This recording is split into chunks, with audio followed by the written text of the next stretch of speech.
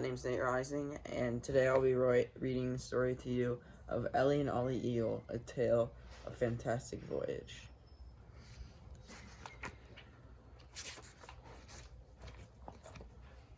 Ellie and Ollie were big, slippery eels. They were long, skinny fish, covered with tiny scales. Their skin felt as smooth as velvet because the scales were so small. Ollie lived most of his life in a bay near the ocean. But when Ellie was young, she swam and wiggled her way up the river. Ellie stayed in the river until she was 7 years old. Then she swam down the river to the bay. It was there she met Ollie. "Hello, how are you today?" Ellie asked. "I'm hungry," Ollie replied. "But I know where there are good things to eat, at Tate's Landing." Tate's Landing was a seafood store beside the bay. "Oh, you really shouldn't go there," piped up other eels in the bay. "You might get caught in one of Mark Tate's eel pots." Ollie didn't want to listen to them. "Come on, Ellie, let's swim over to Tate's Landing tonight. We can find some tasty scraps of fish and crabs there." That night, when eels like to feed, Ollie swam closer and closer to Tate's Landing, and Ellie thought that it was not a good thing to do. But she followed behind him and didn't say a word. With his slippery skin, Ollie swam and slipped easily in along the bottom, and his sense of smell was at the very best. Ollie could smell things he liked to eat as he swam near Tate's Landing. Suddenly, he slipped inside one of Mark's eel pots and was trapped. Ellie swam up near him right away, and she got trapped too. Other eels in the pot, squirming and squirming. "Oh, you shouldn't have come here, they cried. "You won't be able to find your way out."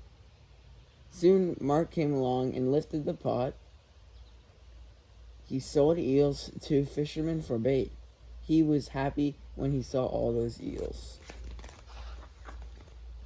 A fisherman and his wife came to Tate's Landing and gave Mark a big nickel for a bag of eels. A big nickel is what Mark called a coin worth 50 cents. They put the bag in the truck, and down the road they went. Ellie and Ollie and all the other eels squirmed and squirmed in the bag. Suddenly the bag of eels broke. The fisherman's wife screamed and jumped up and down in the car. And those slippery eels just kept on squirming. The fisherman stopped the truck and opened the door. Let's get out of here," Ellie cried. And Ellie and Ollie and all the other eels squirmed out of the truck. The eels wiggled their way into the water near the road. They quickly swam until they were back into the bay, but away from Tate's Landing. Now, it wasn't long after their escape that a strange change came over Ellie and Ollie. They changed color, and their eyes became enlarged. "I feel a strong urge to swim far away," Ollie said. "I do too," Ellie replied. Seeing something inside the eels was telling them to go to that a special time had come. It was time for them to swim to the Sargasso Sea, many miles away in the ocean. Ellie and Ollie began that long swim with many other grown-up eels. They swam and swam until they came to the Sargasso Sea. The eels dived deep down in the water. Both Ellie and Ollie were very tired. "I'm worn out," Ellie said, "but I must release my eggs." Then she released millions of eggs into the water. Ollie fertilized them so that they would hatch. Ellie and Ollie's important work was done. Their life cycle was over. Tiny eels soon hatched from the eggs. They didn't look anything like Ollie and Ellie. They looked like little leaves and were clear as glass. The baby eels began a year-long voyage to America. They knew that they should go there, just as Ellie and Ollie had done when they were little. The baby eels drifted with the Gulf Stream.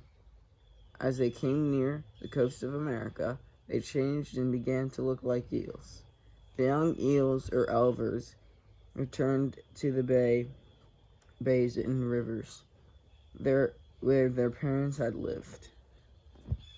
It was a truly fantastic voyage, for they found their new homes all by themselves. The answer is as slippery as an eel, for no human really knows for sure.